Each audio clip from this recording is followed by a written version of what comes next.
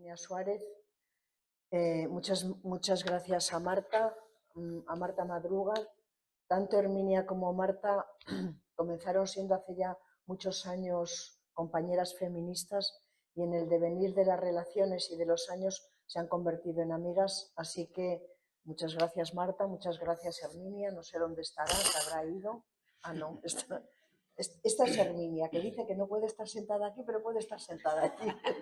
Efectivamente. Bueno, y muchas gracias a todas vosotras por haber venido. Después de lo que ha explicado Marta, ya no creáis que tengo mucho que explicar, pero bueno, aún así todo haré algún intento. Quería empezar diciendo que de todos los libros que he escrito, que todos ellos cuestan muchísimo esfuerzo, cuestan muchísima energía. El libro que más me ha costado escribir de todos ha sido este, La ficción del consentimiento sexual. Y lo ha sido porque es un tema que ha planeado desde la década de los años 80, fundamentalmente, ha planeado sobre el feminismo, pero no ha tenido una enorme bibliografía porque no ha sido un tema, digamos, que estuviese en el corazón del debate del feminismo. Era un tema que estaba en el feminismo, pero no ese tema del que necesitábamos discutir, porque las urgencias del feminismo en esos momentos han sido otras.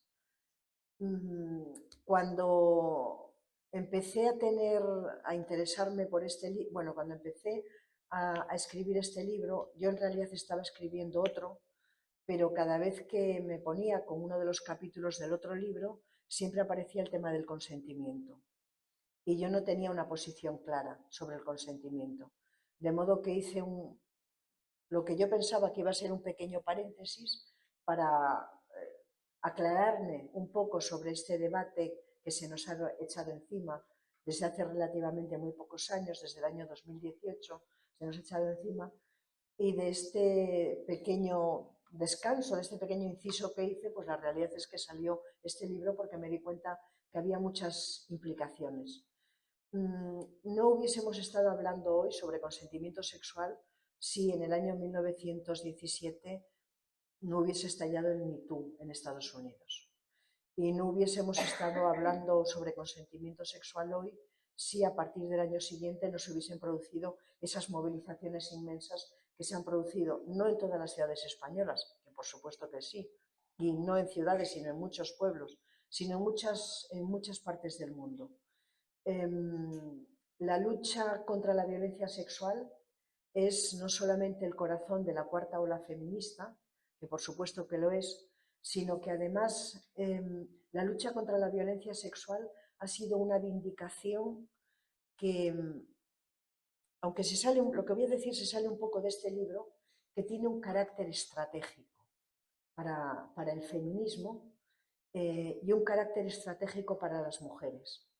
Porque en un momento histórico en el que se ha cuestionado a fondo la idea de que no existe un sujeto político feminista, la lucha contra la violencia sexual, poner encima de la mesa el significado de la violencia sexual, ha tenido la virtualidad de poner encima de la mesa la idea de que todas las mujeres, independientemente de la clase a la que pertenecemos, independientemente de nuestra orientación sexual, de nuestra pertenencia, de nuestra adscripción racial, de nuestra pertenencia cultural, independientemente de todas esas variables que interseccionan en la biografía de cada una de nosotras, hay algo que nos une, hay algo que nos vincula.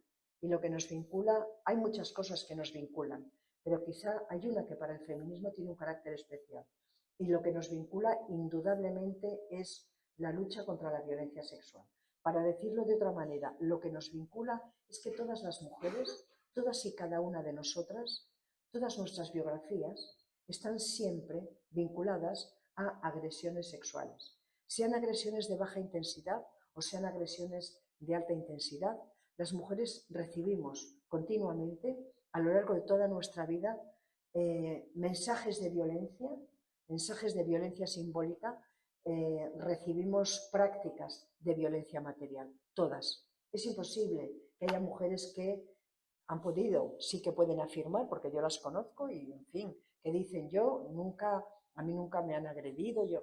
Bueno, es falso. Las feministas sabemos que es falso, porque cuando estamos recibiendo mensajes muy, muy intensos y mensajes muy fuertes de hipersexualización, es decir, de convertirnos en objetos, de convertirnos en cosas, eso implica una posición, implica una asignación de inferiorización. Eso es una agresión. Pero esta es una agresión de baja intensidad. Después las agresiones comienzan a subir y nuestra vida está vinculada a las agresiones. Fue esta cuarta ola y en realidad no diré yo que fue esta cuarta ola porque esto es importantísimo. Nosotras, las feministas, en el año 2015 nos manifestamos en Madrid, el 7N, mujeres de todos los rincones de España, nos movimos hacia esa ciudad y dijimos que los niveles de violencia que padecíamos las mujeres eran realmente insoportables. Y era un momento, por otra parte lo es ahora, en el que no había semana que nos levantásemos con un asesinato. Lo que pasa que en el año 2015 había quizá menos conciencia respecto al significado político que tenía la violencia contra las mujeres. Hoy yo creo que hay una masa crítica contra la violencia hacia las mujeres mayor que la que había en el año 2015. Pero yo lo que quería decir no era esto, que también lo que quería decir es que en ese momento, en el año 2015, hace ya 9 años, lo que puso el feminismo en pie fue una lucha contra la violencia hacia las mujeres, en términos generales, sin especificar. Y el telón de fondo que había, o el subtexto que había, eran los asesinatos con los que nos levantábamos y que no sabíamos muy bien cómo poder parar. Y esto fue en el año 2015. Y en el año 2017 aparece un movimiento en Estados Unidos, que es el Me Too, y es un movimiento en el que grupos de mujeres que primero pertenecen al mundo artístico de Hollywood y que después se va a ir extendiendo como la pólvora, van a poner en las redes sociales un hashtag y que es yo también he sido abusada, yo también he sido agredida. No podían imaginar, probablemente quienes pusieron este primer hashtag, no pudieron imaginar cómo esto se iba a extender como la pólvora y cómo todas las mujeres nos íbamos a reconocer en ese término, ¿no? En yo también he sido agredida, yo también he sido abusada, yo también he sido objeto de la violencia sexual. Fue un fenómeno que recorrió muchas partes del mundo y lo más interesante es que yo también he sido agredida o abusada fue inmediatamente contestado por otras miles de mujeres que contestaron con otro hashtag que decía yo te creo hermana. ¿Y por qué os cuento esto? Os cuento esto por dos razones. La primera, porque el tema del consentimiento sexual tiene que ver fundamentalmente con la credibilidad de la palabra de las mujeres. La palabra de las mujeres no es creída cuando vamos a una comisaría.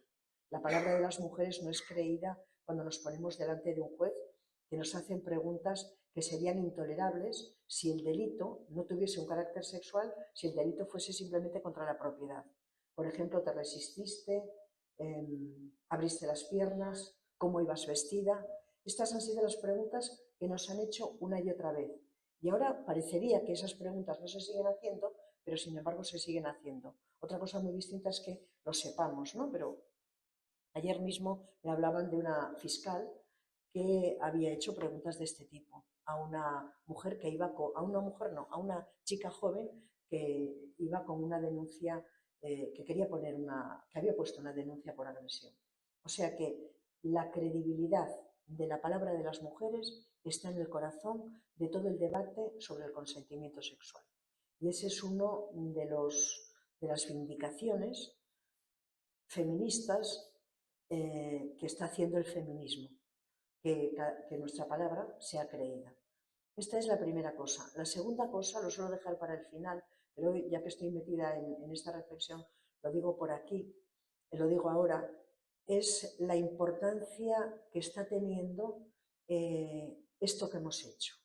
Este yo también, contestado con este otro, yo te creo hermana, creo que es el elemento, la aportación, el elemento civilizatorio de mayor calado que está teniendo lugar en el siglo XXI y que más capacidad tiene de civilizar y de humanizar las relaciones entre hombres y mujeres. Esto no había ocurrido nunca.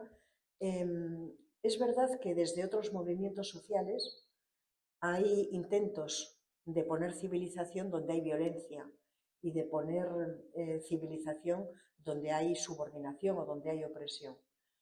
Pero yo pensaba, cuando estaba escribiendo el libro, que qué es lo que ocurriría si pudiésemos un día decir que hemos puesto fin a la violencia sexual. La vida sería otra. La vida sería otra para las mujeres y las relaciones entre hombres y mujeres serían completamente diferentes a lo que son hoy en día. Entonces, eliminar de todas las violencias aquella que tiene un carácter más esencial para la reproducción del sistema patriarcal, sí es poner encima de la mesa una propuesta de civilizar las relaciones entre hombres y mujeres. Pero me quedé antes en una cosa que quería decir, y es que en el año 2015 salimos a la calle en contra de la violencia hacia las mujeres. Y en el año 2018 salimos a la calle en contra de la violencia sexual. No fuimos las feministas quienes colocamos la violencia sexual como la violencia contra la cual teníamos que luchar. Para las feministas el problema era la violencia que desembocaba en un asesinato, la violencia que desembocaba en agresiones físicas, la violencia que desembocaba en agresiones sexuales, la violencia que desembocaba en agresiones psicológicas. Hicimos un mapa. El mapa lo pensábamos entonces que lo teníamos bastante completo. Pero la realidad del asunto es que las mujeres, esas mujeres que en aquel momento se identificaron con el feminismo, pero que no militaban en nuestras filas, llevaron a la calle no todas las violencias, sino fundamentalmente una, que fue la lucha contra la violencia sexual. Las chicas jóvenes nos dijeron que si había algo que entorpecía su vida, que les producía dolor, que significaba golpes, ¿no?, que eran muy difíciles de poder suturar, esa era la violencia sexual. Inmediatamente el feminismo entendió que esa era una demanda y que esa demanda había salido de esa lucha que nosotros habíamos puesto en pie en contra de la violencia hacia las mujeres. Desde ese momento hasta ahora, creo que las mujeres que salieron a las calles tuvieron mucha razón. Y tuvieron mucha razón porque desde entonces hasta ahora nos estamos encontrando con una barbarie detrás de otra.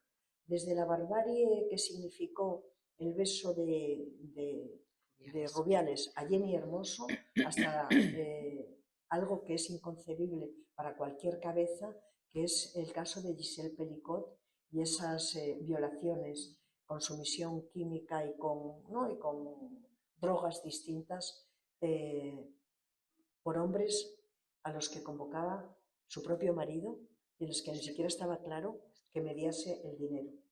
Lo cual deja al descubierto algo muy claro, y es que tenía mucha lógica que saliesen las mujeres, que saliesen tantas chicas tan jóvenes, que saliesen mujeres autóctonas, españolas, mujeres de otros países, que saliesen a la calle, porque esa lucha contra la violencia sexual de lo que habla es de aquello que creo recordar, seguramente que tú lo recuerdas mejor que yo, que explica Celia Morós en alguno de sus textos cuando dice que de todas las formas de violencia contra las mujeres, la violencia sexual es la piedra de toque, es el corazón de toda violencia patriarcal.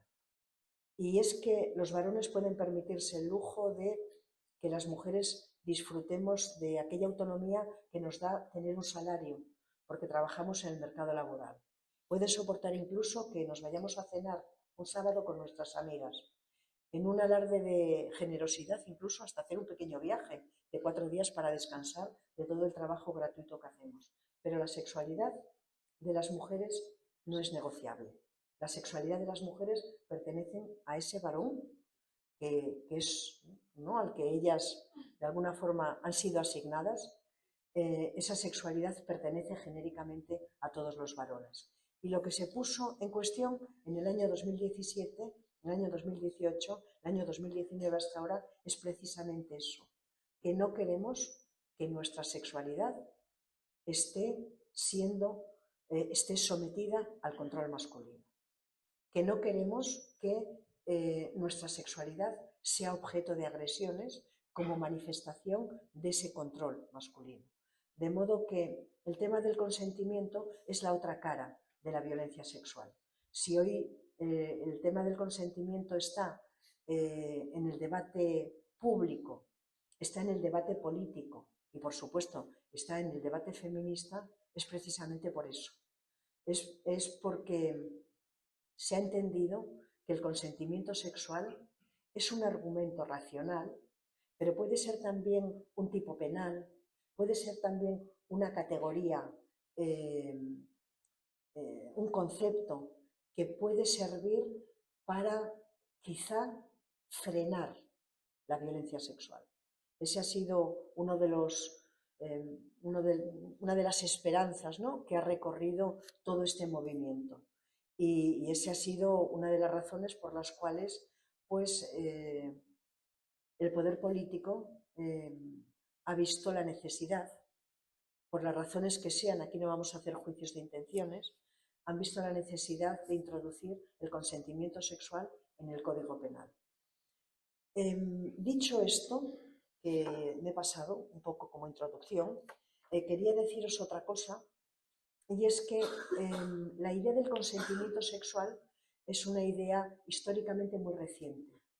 Va a comenzar en la década de los años 80, no, en la década de los años 70. El tema del consentimiento sexual lo va a colocar en la reflexión feminista el feminismo radical. Primero el feminismo radical y después el feminismo cultural, que para mí son lo mismo,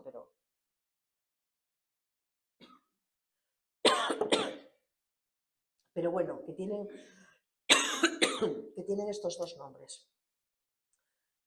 Es que la alergia de vez en cuando me da cada palo. Bueno, pero yo lo que quería deciros es que si bien el consentimiento sexual es muy reciente, históricamente, el consentimiento sexual es hijo de un concepto que se acuñó en el siglo XVIII, que es la idea de consentimiento político, de consentimiento económico, en definitiva de consentimiento contractual. En el siglo XVIII la Ilustración muy ilustrada, que al mismo tiempo era un poco o bastante misógina, llegó a esta conclusión. No puede haber una relación social, no puede haber una jerarquía política, no puede haber una institución que tenga la marca de la legitimidad si los individuos que están bajo esa relación no consienten esa relación, esa institución, esa realidad social. De modo que la idea del consentimiento, cuyo paradigma fue el voto, fue el sufragio, se va a convertir en realidad en un elemento clave de la modernidad, sin la cual sin este consentimiento contractual no podríamos comprender, por ejemplo, la democracia moderna, ni tampoco podríamos comprender los contratos, que cada vez hay menos, los contratos de trabajo. Sería imposible.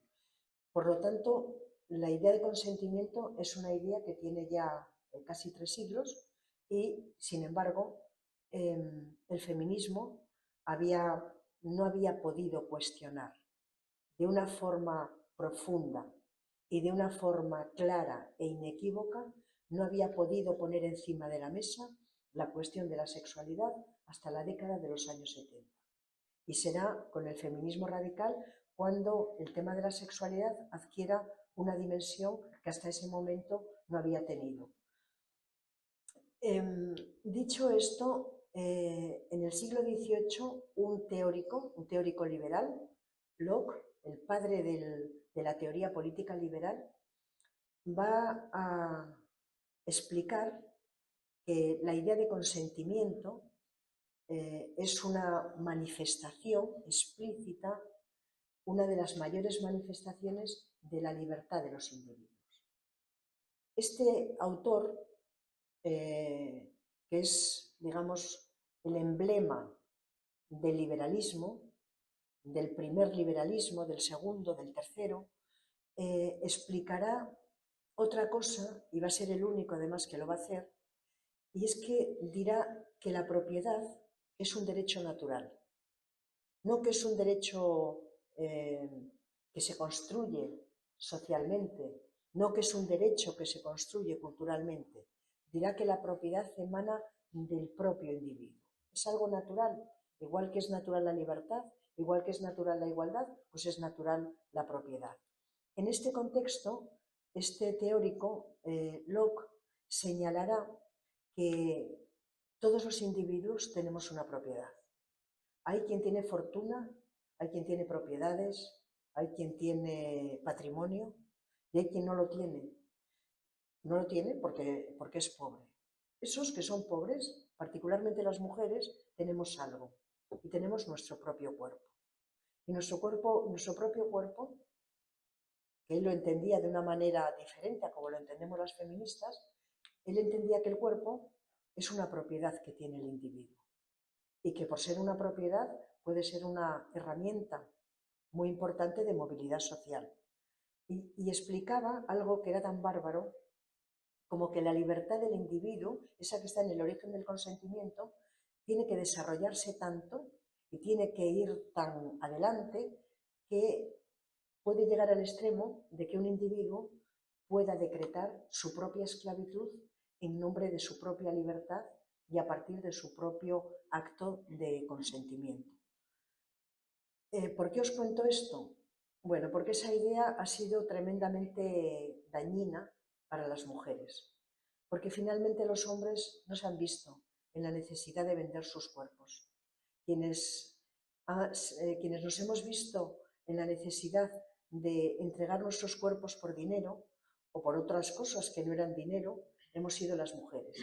Y a lo largo de toda la historia del sistema patriarcal, los cuerpos de las mujeres se han convertido en una propiedad masculina, primero, se han convertido en objetos para la mirada masculina, no solamente para la mirada masculina, se han convertido en cosas, se han convertido finalmente, con la aparición del capitalismo neoliberal, en mercancías. De modo que la idea de consentimiento es una idea que tiene raíces muy profundas y creo que no debiéramos olvidar que esas raíces profundas están vinculadas al liberalismo. Y esto es importantísimo.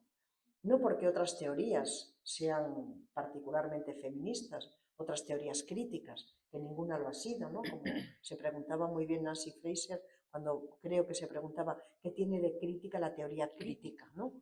Bueno, en todo caso, importantísimo entender que esta idea de Locke de que tenemos un cuerpo y que ese cuerpo es nuestra propiedad implica un dualismo que quienes defienden el liberalismo no soportan el dualismo. ¿no?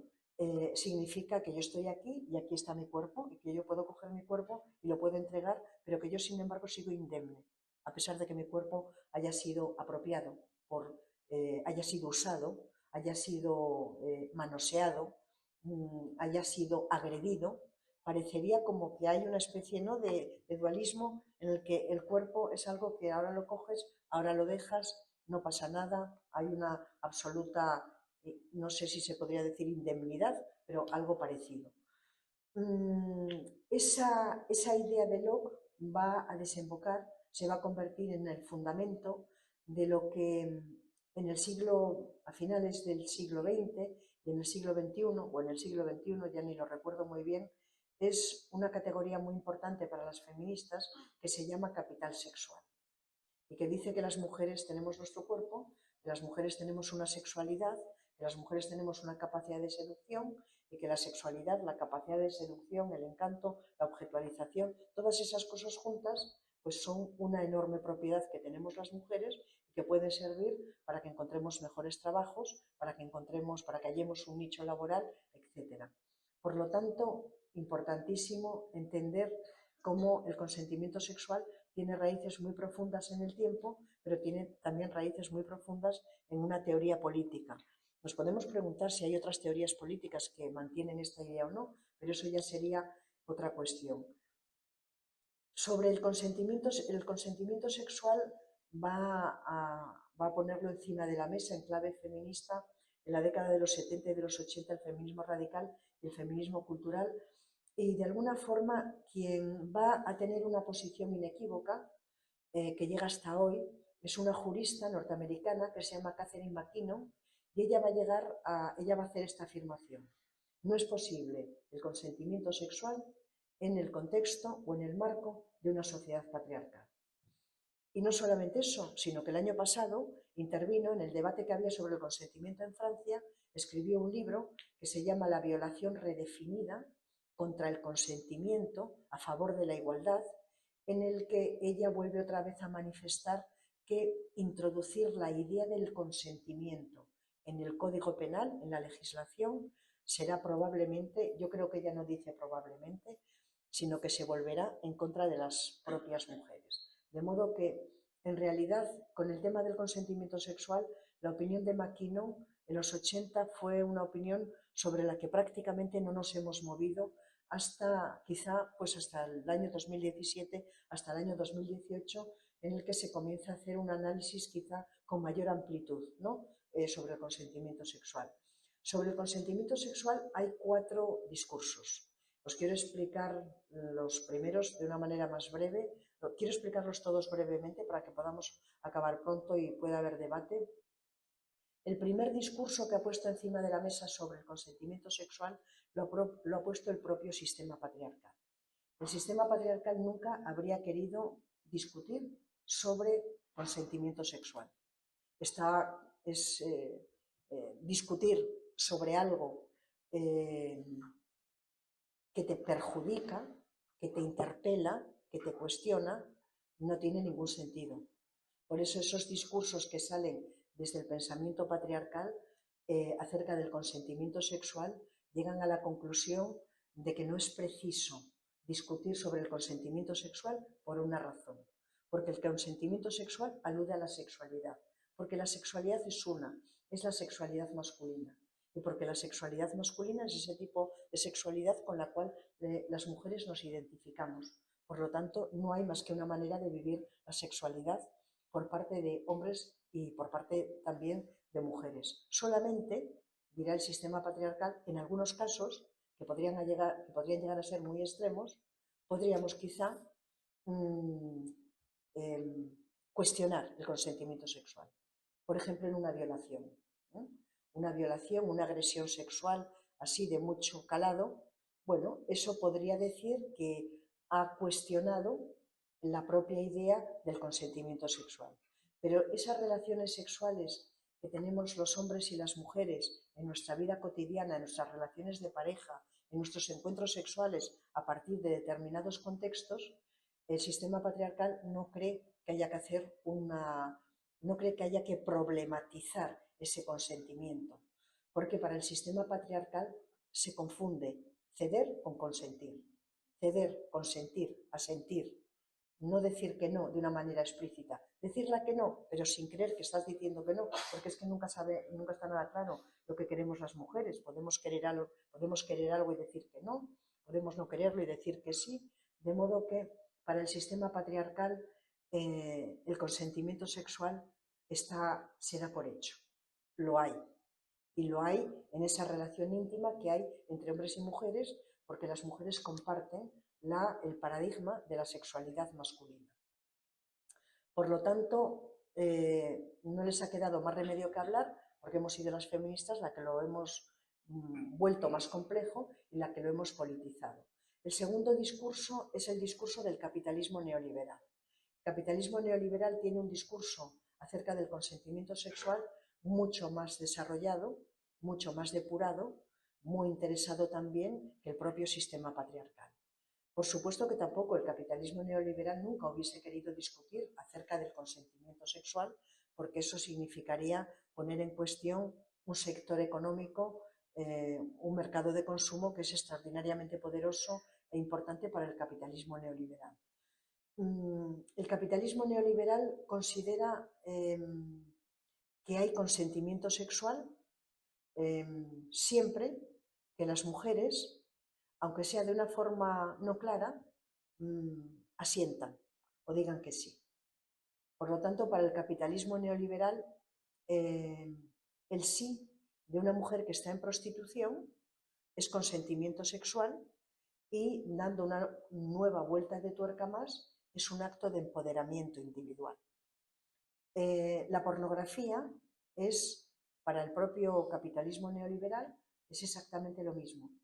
Es un acto de libertad, es un acto de voluntad, es un acto de empoderamiento de las mujeres, como lo es OnlyFans, como lo son los vientres de alquiler y como lo son tantos fenómenos que estamos viviendo y que vemos una y otra vez.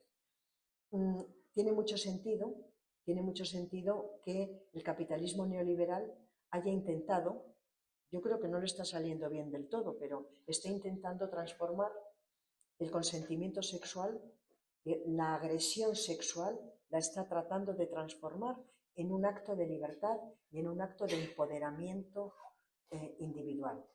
Y para el capitalismo neoliberal esta operación es imprescindible, porque si no la hiciesen, no encontrarían las instancias de legitimación de la prostitución, de la pornografía, de OnlyFans y de todos estos fenómenos que se han construido alrededor de la mercantilización de los cuerpos de las mujeres. Entonces, este sería el segundo discurso. Hablan de consentimiento sexual, pero diciendo que el consentimiento sexual envuelve todo aquello que las feministas hemos definido como actos de agresión sexual. El tercer discurso es el discurso del libertarismo sexual.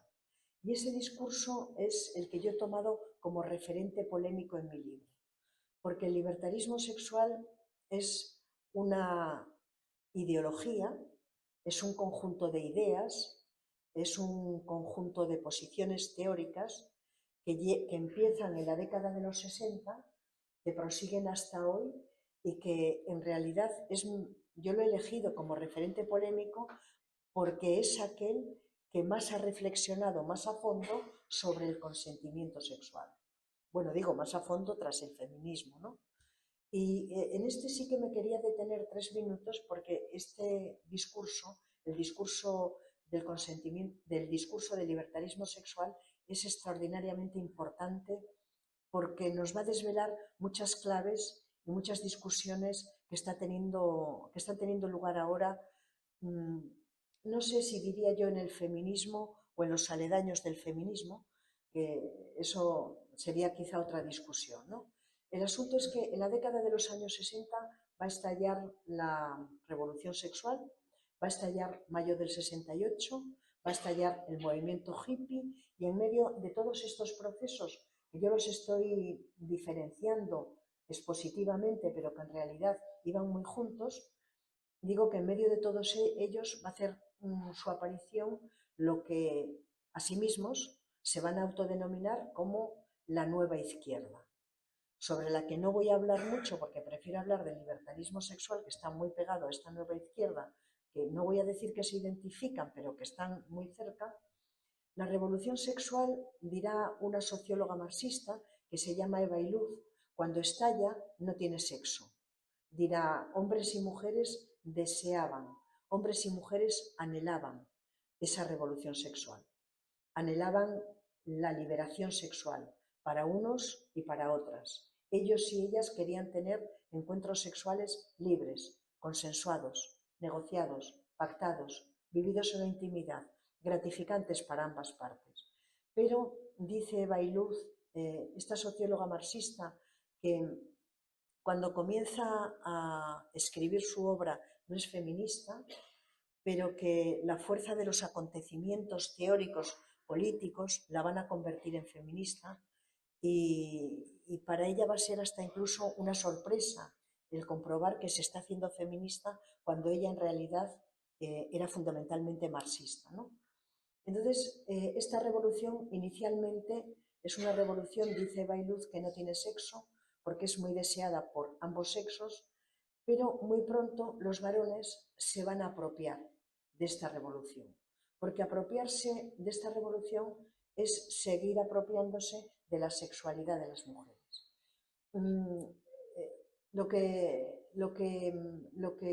A la conclusión a la que llegaron los grandes líderes de mayo del 68 es que ellos estaban a favor de que existiese un tipo de encuentro sexual que no estuviese mediado por el compromiso emocional y afectivo, ni como podría ser el matrimonio o la relación de pareja, ni tampoco por el dinero, como pudiera ser la prostitución.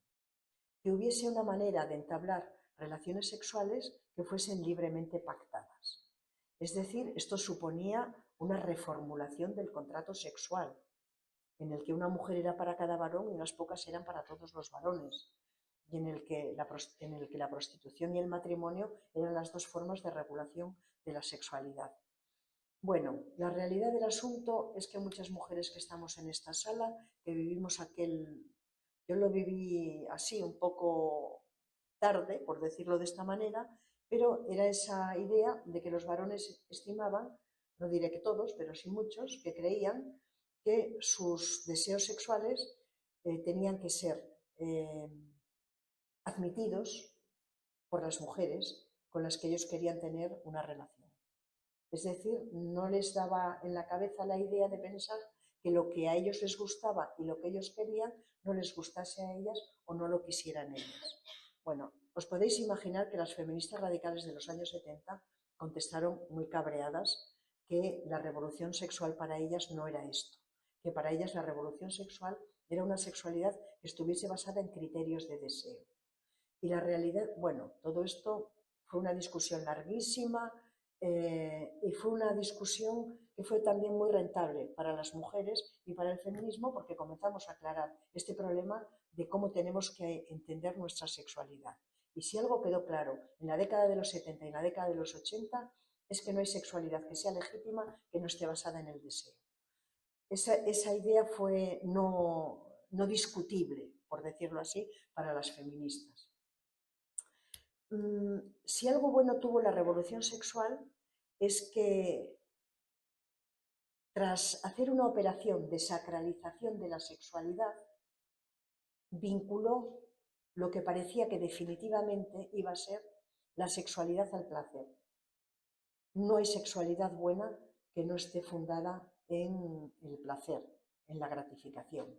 Esta fue una idea que atravesó toda la revolución sexual. Otra cosa es que los varones pensaban que el placer suyo era el placer de las mujeres. Pero esa es otra cosa distinta. Lo importante es que la idea del placer era la idea crucial de la revolución sexual de mayo del 68, de todos estos líderes, ¿no?, de la liberación sexual. Pero va a ocurrir un proceso, va a ocurrir un proceso en la década de los años 80. Y es que va a hacer su aparición el capitalismo neoliberal. Y cuando hace su aparición el capitalismo neoliberal, este capitalismo neoliberal va a construir, va a crear un grandísimo sector económico articulado alrededor de la sexualidad. Y cuando digo alrededor de la sexualidad, lo digo en un sentido amplio. Prostitución, pornografía, otras formas veladas y blanqueadas de prostitución, objetualización de las mujeres, en la cultura, en la alta y en la baja cultura. Bueno, todo lo que sabemos, la moda, la publicidad, todo esto lo sabemos, va a construir un enorme mercado de consumo alrededor de la sexualidad, alrededor del cuerpo de las mujeres. Entonces, aquí hay una exigencia por parte del capitalismo neoliberal, pero también del sistema patriarcal, para que la prostitución sea legítima y sea considerada un trabajo, y para que la pornografía sea considerada una expresión de la libertad sexual. Y no solamente de la libertad sexual, sino en general de la libertad. Pero claro, eso no se podía armonizar con la idea de entender la liberación sexual vinculada al placer, porque la prostitución no vincula la sexualidad al placer. O sí la vincula. Igual no la vincula para ellas, pero sí la vincula para ellos. Y esta es otra clave distinta. Va a ser en este momento en el que los nuevos líderes de esa revolución sexual van a introducir una categoría nueva dentro de toda esta argumentación, que va a ser la categoría de voluntad. Y aquí es donde la ideología de la libertad sexual se va a transformar en libertarismo sexual. El libertarismo sexual aparece en el mismo momento en el que ocupa un lugar primordial en términos de legitimación de las agresiones sexuales, la idea de la voluntad. Entonces, ¿quiénes son los libertarios sexuales? Bueno, los libertarios sexuales, y esto es muy importante, voy a acabar en 5 minutos, bueno, en 10. Lo que quieras. Lo que quieras, que da gusto escucharte. O sea, no tengas ninguna prisa, Rosa. Los libertarios sexuales son todos aquellos que defienden la legitimidad de aquellas prácticas sexuales que no son normativas, que son disidentes. Y aquí tenemos que hacernos una pregunta de qué prácticas son, ¿no?, disidentes, qué prácticas son no normativas que hay que defender.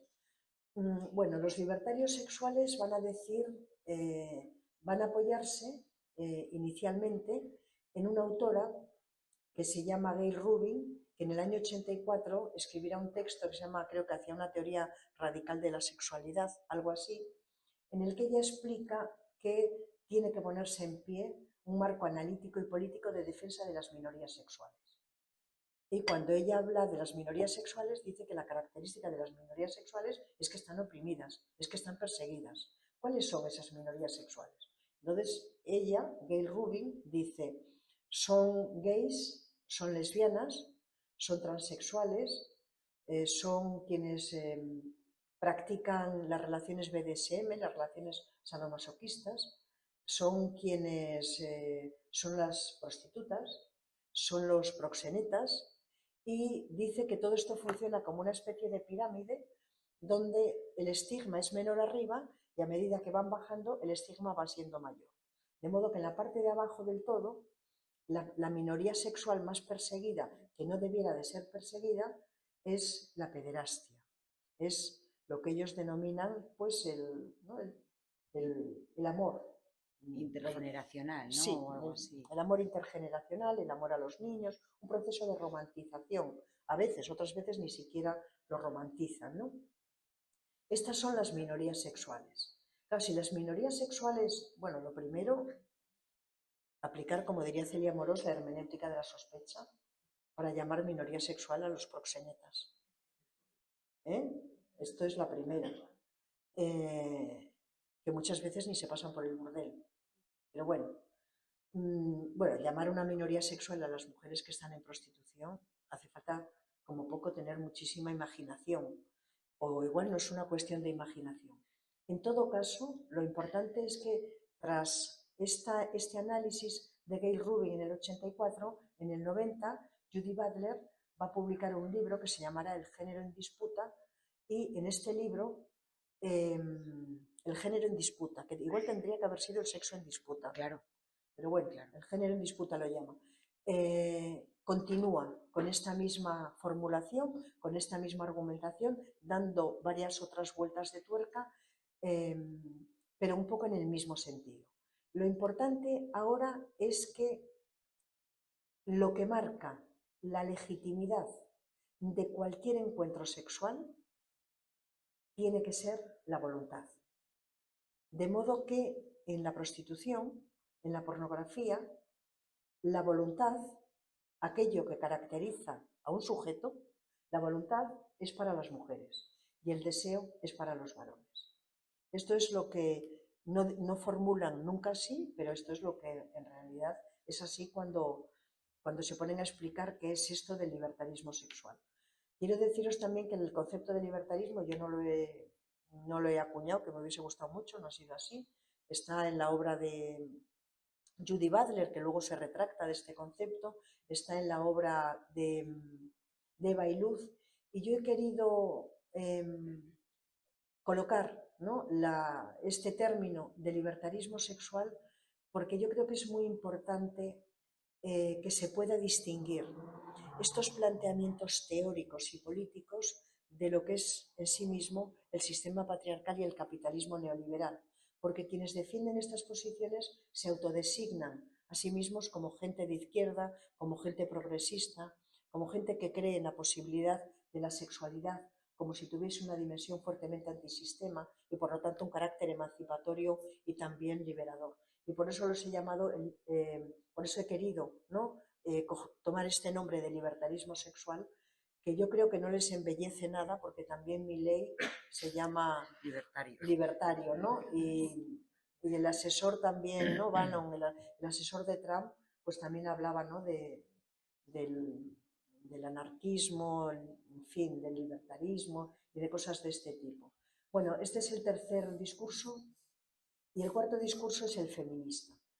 El feminismo, a partir de ese momento, ha comenzado a hacer una reflexión a fondo sobre el consentimiento sexual.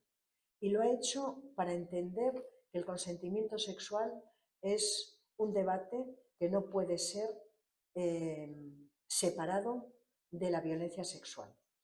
Es un debate que tiene que servir y que tiene que tener utilidad para desvelar esa cortina que oculta las múltiples, continuas y persistentes agresiones sexuales de las que somos objeto las mujeres. Entonces el feminismo tiene una posición que es una posición que yo diría que oscila entre la posición de McKinnon, de no hay posibilidad de consentimiento sexual en una sociedad patriarcal, a otra posición que no se despega mucho, que también continúa por ahí, pero que trata de ampliar un poco más la ventana, que sería la mía y la de otras feministas, por supuesto, que consideramos que grupos de mujeres, pocas, en algunas partes del mundo, tienen mayor margen de maniobra para consentir sexualmente. Lo cual no estoy diciendo que las mujeres tengan la posibilidad de la absoluta libertad para consentir sus encuentros sexuales y el contenido de sus encuentros sexuales. Eso tampoco lo estoy diciendo.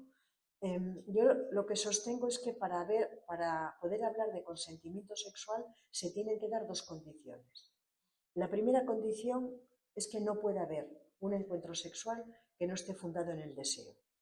Y esto no lo digo yo, esto lo dijeron las millones de mujeres que salieron en el 2018 y en el 2019 para decir que querían vivir sus relaciones sexuales de una forma gratificante y placentera. Entonces, sin deseo no hay legitimidad en ningún encuentro sexual. Sin deseo lo que hay es violencia. La segunda condición para que haya consentimiento sexual y ese consentimiento sexual sea legítimo es que tiene que haber unas estructuras razonables de igualdad, unas estructuras sociales, políticas, económicas, culturales, simbólicas, de igualdad entre hombres y mujeres. En sociedades en las que la desigualdad en sociedades en las que la igualdad no existe, el consentimiento sexual es una ausencia. Por lo tanto, el consentimiento sexual es una ficción para la mayoría de las mujeres del mundo que no tienen margen de maniobra para poder decir que no. Entonces, estas son las dos condiciones. Si las dos condiciones se dan, pues hay mujeres que se pueden acercar que pueden tener mayor margen de maniobra para decir que no, pero también para decir que sí. Sin embargo, es muy importante entender también cuáles son los grandes obstáculos que hay para el consentimiento sexual. Para que se produzca consentimiento sexual hay un obstáculo enorme y ese obstáculo es la falta de credibilidad que tiene la palabra de las mujeres. Cómo ese consentimiento sexual va a ser asumido por las cabezas de los varones cuando los varones han sido socializados, que cuando las mujeres decimos que sí, que cuando las mujeres decimos que no, igual estamos diciendo que sí. Cómo va a ser asumido por los jueces o cómo va a ser asumido por policías, ¿no? Entonces, el tema de la palabra de las mujeres, de la credibilidad de la palabra de las mujeres, ya lo explicó Celia Morós en Salomón no era sabio, es un tema central, crucial, condición de posibilidad para que pueda darse una razonable posibilidad de un razonable consentimiento sexual, entendiendo que yo comparto con McKinnon la idea de que el consentimiento sexual completo no es posible. Y no es posible porque las mujeres vivimos en sociedades con estructuras de desigualdad, porque recibimos desde que nacemos hasta que morimos mandatos socializadores que están orientados a complacer a los varones, que están orientados a la validación masculina, porque las mujeres estamos sumidas en unos procesos de violencia simbólica de los cuales la mayoría de las mujeres no tienen conciencia, porque lo viven como si formase parte de un orden natural de las cosas. ¿Cuántas mujeres, y eso ha sido lo que probablemente en ese caladero ha pescado, ¿no?, la extrema derecha, cuántas mujeres en el 2017, en el 2018, en el 2019, ahora mismo, han encontrado palabras para poder expresar lo que ellas sentían en las relaciones que tenían con sus maridos o con sus parejas? ¿Cuántas de ellas han encontrado razones para poder decir que no? O para pensar, aunque no digan que no, simplemente para pensar que no era esto lo que ellas exactamente estaban queriendo. Los obstáculos para que haya consentimiento sexual son muchos, pero yo al mismo tiempo también creo que las mujeres no estamos ahora en la misma situación, no todas, pero sí algunas, en las que estábamos hace 40, 50 años, hace un siglo, y que grupos de mujeres en distintas partes del mundo estamos consiguiendo mayores niveles de autonomía, estamos consiguiendo mayores niveles de margen de maniobra, y en esa misma medida hay un porcentaje, por decirlo de esta manera, que no es muy académica, hay un porcentaje de consentimiento sexual que va avanzando, que se agranda o que se amplía en la vida de muchas mujeres. Bueno, de muchas no, perdón, más bien de pocas, pero que por lo menos de grupos de mujeres. Yo voy a terminar diciendo que a pesar de todo esto, yo creo que el debate sobre el consentimiento sexual ha sido un debate extraordinariamente útil, ha sido un debate, está siendo un debate muy útil para el feminismo porque está contribuyendo a descifrar mecanismos de reproducción patriarcal. ¿De qué íbamos a estar nosotras ahora hablando? Del papel de la voluntad en relación a la legitimación de la prostitución, de qué íbamos a estar hablando sobre el empoderamiento, tal y como lo utiliza el capitalismo neoliberal para legitimar las agresiones sexuales, si no hubiésemos tenido la fuerza que hemos tenido y que seguimos teniendo de colocar el debate sobre el consentimiento sexual en el espacio público, en el espacio político. De modo que hemos desvelado el papel de la voluntad y el papel de la violencia simbólica dentro de este debate. Al mismo tiempo, yo creo que este debate ha servido para rearmarnos política y para rearmarnos teóricamente, porque solamente, para decirlo de esta manera, no puede desarrollarse un movimiento social como esta cuarta ola feminista, con tal movilización, que por cierto, para sí la hubiese querido la izquierda, si no reconstruimos nuestro corpus teórico. El movimiento social tiene que ser traducido en categorías, ¿no? Entonces yo creo que en este sentido me parece que es muy importante cómo este debate nos está rearmando. Yo creo que este debate, al colocar en el corazón de la agenda feminista, las agresiones sexuales, ha contribuido a fortalecer ese nosotras sin el cual no existiría el sujeto político feminista. Y nos ha puesto ante la realidad de que en nosotras existe, porque mujeres del norte y mujeres del sur, blancas y negras, heterosexuales y lesbianas, de culturas inferiorizadas por Occidente y de culturas y de la cultura occidental, todas nosotras estamos unidas por un hilo que cada vez es menos invisible, y ese hilo es que somos objeto de agresiones sexuales. Y el tema del consentimiento lo está manteniendo, ¿no? Lo está haciendo posible. Por otro lado, la politización del consentimiento sexual está contribuyendo a cuestionar la irrelevancia de la palabra de las mujeres instituida por el patriarcado y que nos ha inhabilitado, como señala Celia Morós, para fundar genealogía y que además nos ha expulsado del mundo del logos. Quien no tiene palabra no puede pertenecer al universo del logos. Ya para terminar, deciros que, y ahora ya termino de verdad, que el consentimiento sexual, este debate, ha contribuido a fortalecer la subjetividad de las mujeres. La subjetividad de las mujeres es una subjetividad permanentemente precarizada. Es una subjetividad que está orientada para la complacencia masculina. Es una subjetividad que está orientada para el sí, no está orientada para el no. Bueno, pues este debate ha contribuido, bajo mi punto de vista, a ensanchar nuestra subjetividad. Muchísimas gracias.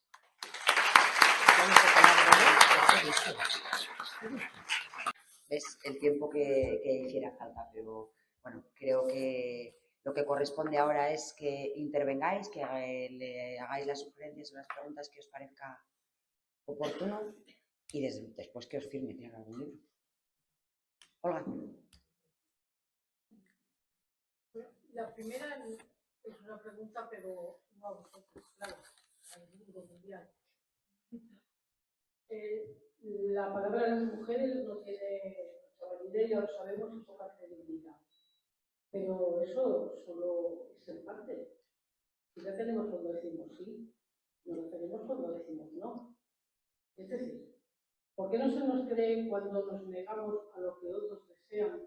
Y sí se nos cree cuando estamos en unas circunstancias que hacen dificilísimo pensar que eso sea cierto, se nos cree el sí, por ejemplo, en la Constitución.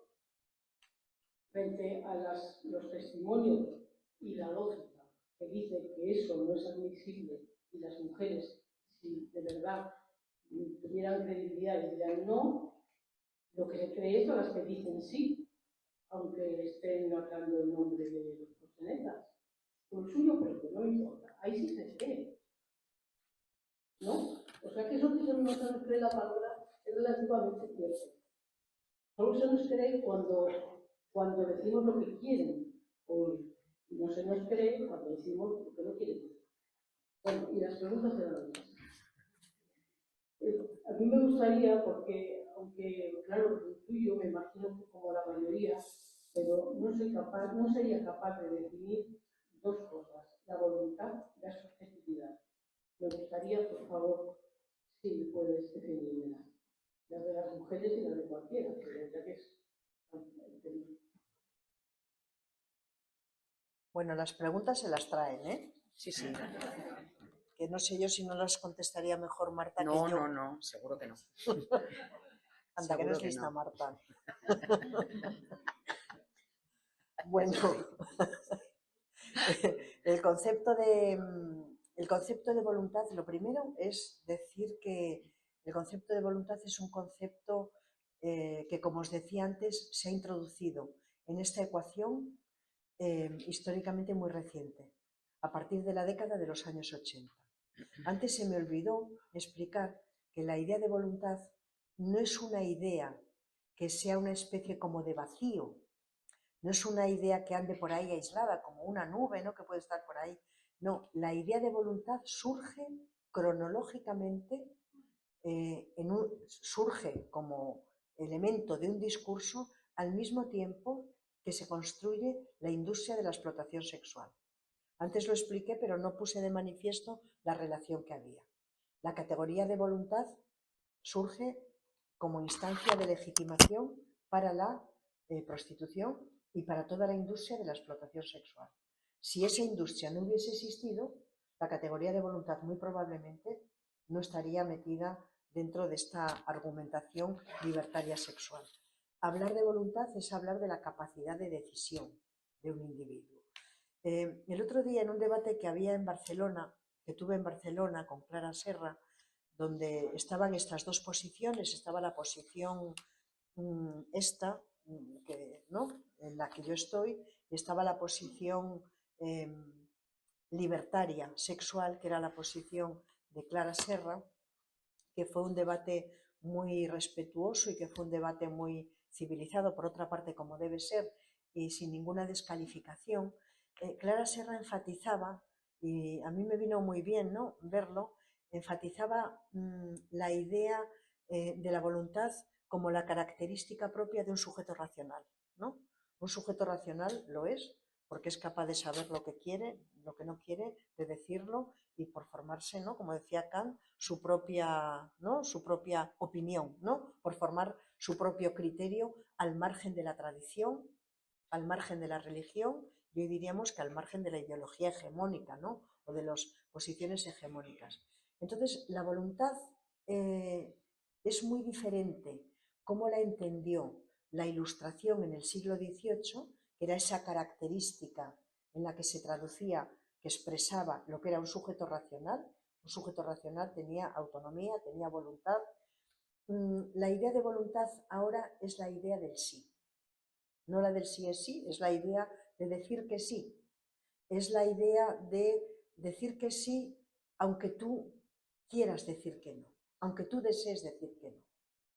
Es una operación que puede ser una operación incluso de violencia contra ti misma. Si la prostitución no es deseo para las mujeres, entonces tenemos que encontrar alguna vía que legitime la prostitución para que sea considerada un trabajo legítimo, un trabajo como otro cualquiera. Y aquí es donde entra lo que podríamos denominar, entre comillas, la libre decisión de las mujeres como expresión de su voluntad. No sé si ahora queda un poco más claro. Bueno, lo de la subjetividad es un poco más difícil de explicar, pero está muy relacionado también con todo lo que hemos dicho, con ese sujeto racional. Vamos a ver, voy a poner un ejemplo para que se entienda muy bien qué es esto de la subjetividad. Cuando vives en una cultura que es una cultura muy exigente con los miembros que la componen, donde no tienes la posibilidad de tener opiniones que sean disidentes a las opiniones que tiene esa comunidad, porque las posiciones de esa comunidad obliga a todos y a cada uno de los individuos, la subjetividad se reduce. Cuando un individuo de esa comunidad disiente de las ideas dominantes de esa comunidad, se sale de la comunidad y tiene posiciones, ideas que contradicen abiertamente a esa comunidad, su subjetividad se ensancha. No sé si este es un buen ejemplo para que se pueda entender. La subjetividad tiene que ver con la capacidad que tienen los individuos para poder resignificar críticamente la realidad. Bueno, habría quien diría que para resignificar la realidad no hace falta que sea críticamente, pero para las feministas tiene que ser, la resignificación siempre es crítica. No tiene, por ejemplo, lo que hace Judy Butler es una resignificación con el género, pero no es una resignificación crítica. La que hacemos nosotras es una resignificación crítica. Lo voy a decir de otra manera, porque me resulta, no es tan fácil explicar esto. A ver de qué otra manera puedo decirlo, que se me ha ido de la cabeza. Cuando dicen las mujeres que leen son peligrosas. Esta es una frase, es una verdad muy grande, ¿no? Muy grande. Muy grande. Leer significa hacer una operación intelectual de interpretación de ese texto que ya está escrito. Cuando tú estás interpretando y por lo tanto variando probablemente significados que había puesto el autor o la autora en ese texto, estás ensanchando tu subjetividad. La subjetividad es ensanchar la capacidad de pensar, de enjuiciar autónomamente y por lo tanto tiene efectos reflexivos. Y por eso se caracteriza la subjetividad de la modernidad, porque somos capaces de aquello en medio de lo que vivimos, que en teoría teníamos que darlo como si fuese natural, como si perteneciese a un orden natural de las cosas. La subjetividad se ensancha cuando eso que está dado nos distanciamos críticamente, lo sometemos a crítica y decimos esto sí, esto no. Esta es la subjetividad que las mujeres no hemos hecho a lo largo de toda la modernidad, más que intentos por ensanchar nuestra subjetividad, por tener criterio, por tener opinión, por no estar influenciadas por esa violencia simbólica que emana cada mañana, cada tarde y cada noche del sistema patriarcal. ¿Alguien?